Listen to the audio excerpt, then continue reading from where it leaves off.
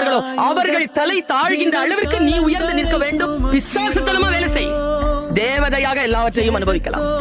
ஏதேனும் அவமானம் உங்களுக்கு நேர்ந்தால் அங்க வந்து நீங்க அதை லேடரா மாத்துங்க.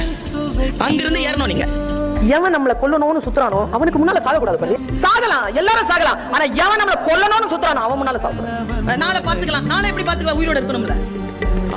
இருந்தாலும் அந்த மைண்ட் வரணும்ல, அந்த எனர்ஜி வரும். அந்த ஸ்பாட்ல அந்த நிமிடத்துல ஜெயிக்கணும். அதுக்கு பேர் தான் ஜெயிக்கிறது. அம்மா சொல்லுவாங்க, காட்டு வழியா போறியா, ஒரு பூவையோ கனியையோ பாக்குறியா, அறுத்துரு, திரும்பி வரும்போது பாத்துக்கலாம், அப்படி விடாத. வாழ்க்கையும் அப்படித்தான். என்ன முடியுமோ அவ்வளவு பறிச்சு உருளி எடுத்துட்டு வெளியில ஓடிடும். நாலேஜ் அப்படி வாங்கிட்டு போய்கிட்டே. எத்தனை பேர் தோல்வி அடைந்திருக்கிறீர்கள்? நாளை என்று தள்ளி போட்டுட்டு ஜெயிக்கிறவங்களுக்கு உங்களுக்கும் இருக்கக்கூடிய ஒரே வித்தியாசம், காலத்தால் அவன் பயிர் செய்தான், நீ காலத்தை கைவிட்டு விட்டு பிறகு பார்த்துக் கொள்ளலாம் என்று இருந்தாய். மகிழ்ந்திருக்கு. வாழ்க்கையின் உயிரோடு இருக்கக்கூடிய வினாடிகளே மகிழ்வதற்காக